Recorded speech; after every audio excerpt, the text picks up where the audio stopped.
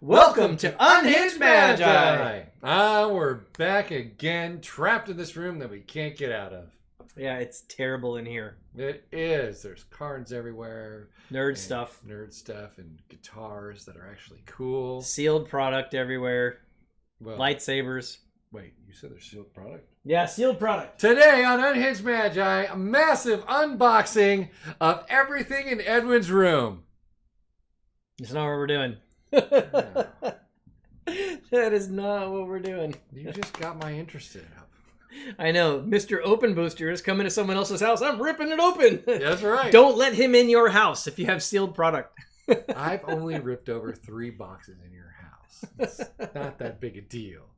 I tried to get the other one, and then he tasered my ass. So today, we are, and sometimes you have to do that with a good friend. We are talking about this kind of stuff, guys. That's right. We're talking about hard encased plastic items, graded items. Did you know that graded items are going up in value and price?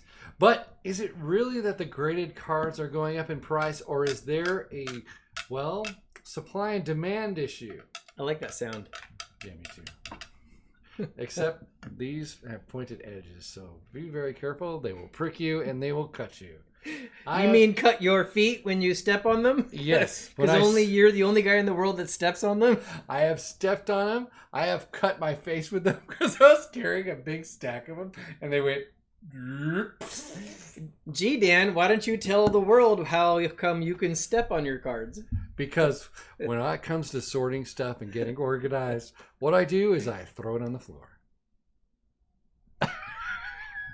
And that is actually the truth. It is all over my floor. Sometimes it's in stacks. Sometimes it's not.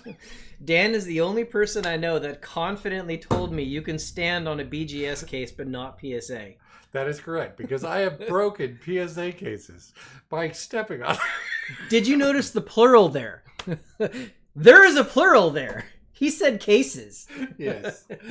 Yes, because, and that was kind of my thing with these, because you can actually stack these and get to higher shelves. Did you know that? No. You can actually stand on a ton of them. And then you can actually reach up higher. These things are really made to last. The Beckett's. You right? These are my only 2 graded cards. They are. And awesome. I got them both for you, actually. That's right. Which They're is why both they're gifts. still here, because they're special now. Yeah, they're gifts. Yeah, they're the only 2 graded cards I have. But anyways, Because back to the everyone topic. should own at least 1 graded card. That's basically my opinion. Yep. That way you can hit somebody with it or stop bullets. In this case, stop Or build a shelf. Or build a shelf. But All right. anyways, yes, they are not grading cards anymore. Exactly. They both sections, PSA and Beckett. I'm not too sure about CGC because I haven't sent anything to them. So that's, I haven't. But other people are. Why? Because the other ones aren't grading anything. They say, give us tons of money and we'll grade your expensive stuff, but you can keep your cheap stuff and not send it in anymore. Because we've given up. There's too many cards going in. You can actually say damn now. It's a magic card. Really? Yeah. Oh yeah, that's true. Yeah. You can't send any more dams in for grading. I mean, they literally just basically pulled a halt on it because people are sending in cards. Why are they sending in cards? Because they keep cracking boxes. If they keep cracking boxes, they want us to grade those cards, right? So they can sell them for a higher profit later. But what is happening now when they stop grading the card prices are going up. So, but here's the thing. My thinking is once they start unplugging that system, where they unplug it and that the grading cards start grading cards again. Bawoosh. It's going to go down. Right?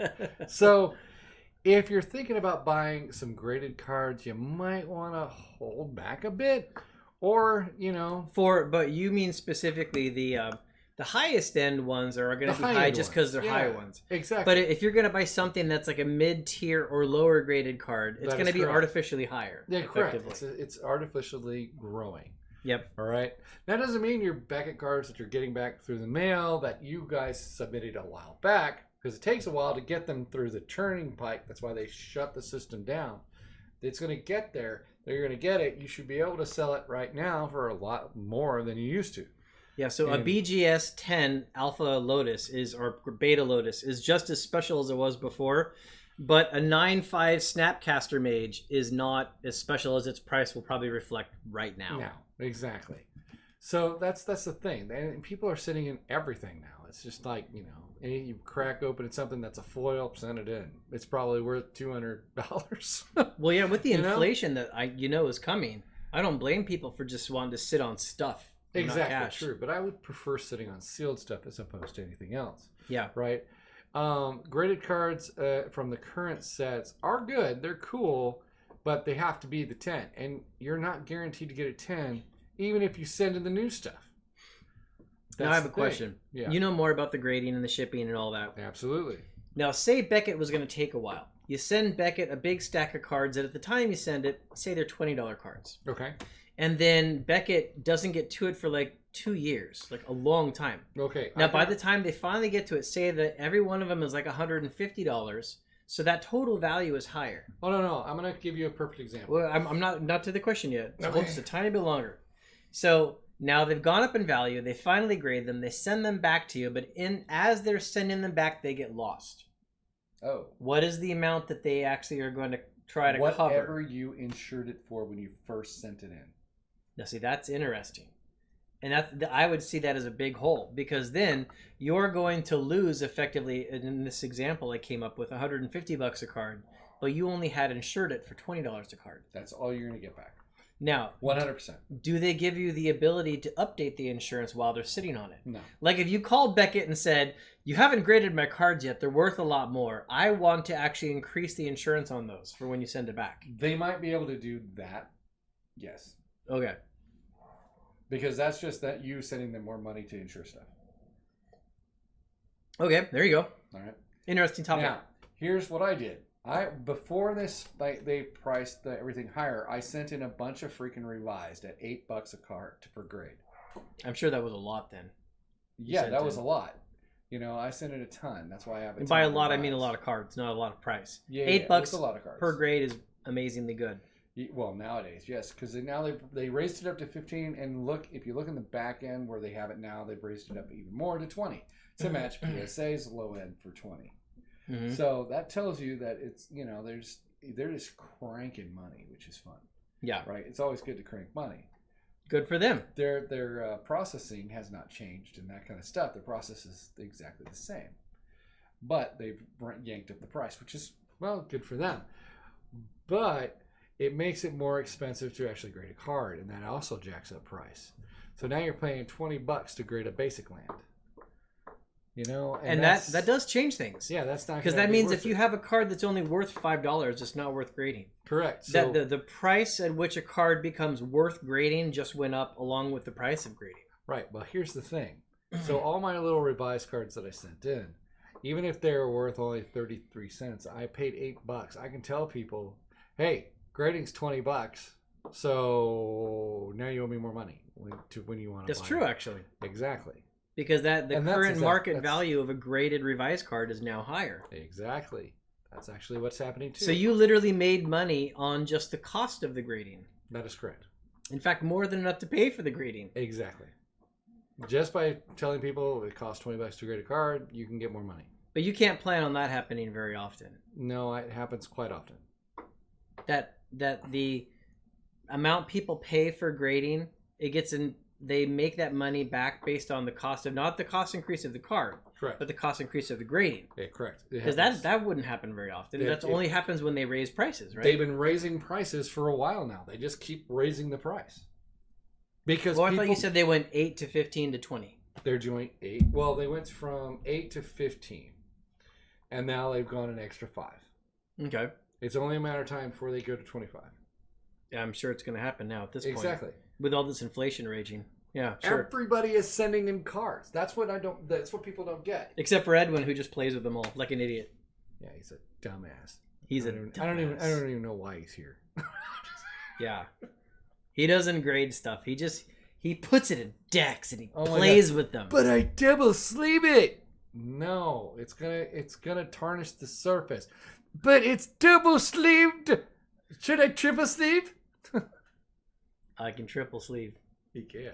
Yep.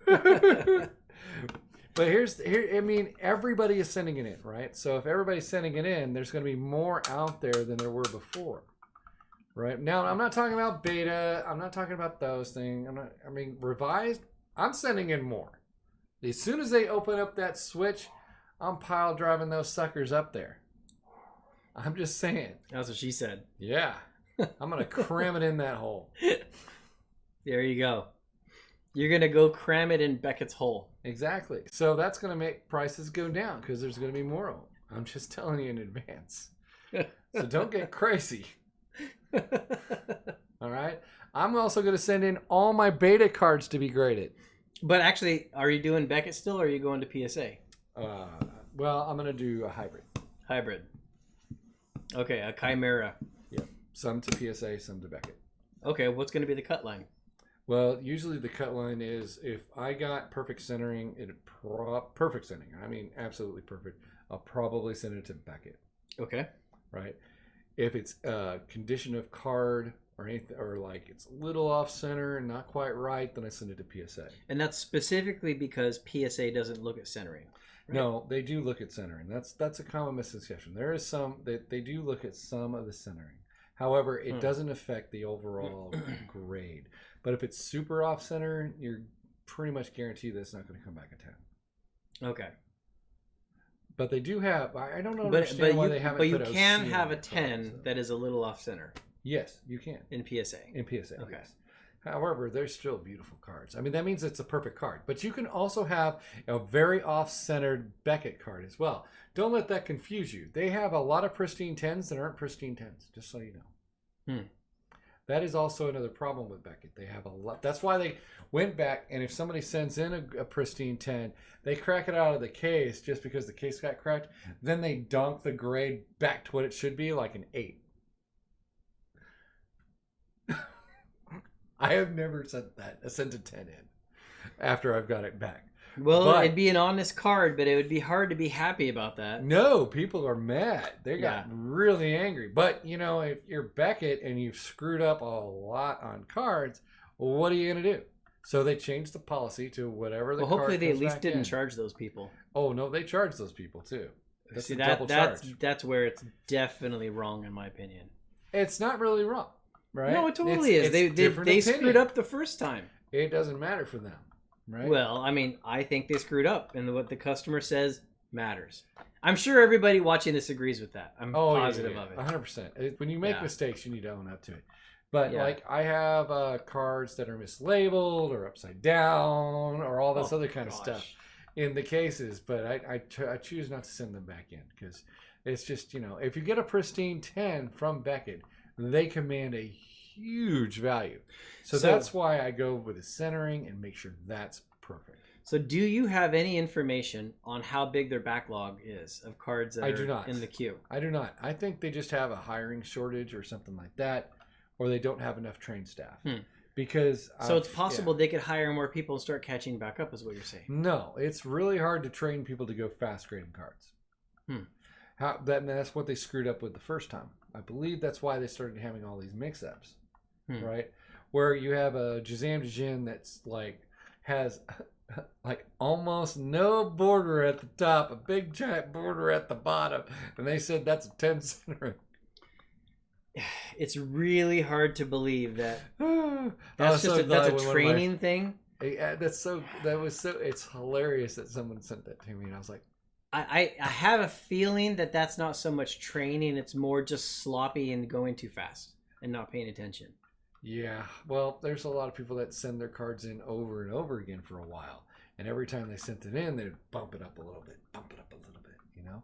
And I don't know if that was like a generic thing, that they would just bump it up a little bit by default, and that's why they ended up with a whole bunch of cards that really aren't what they are.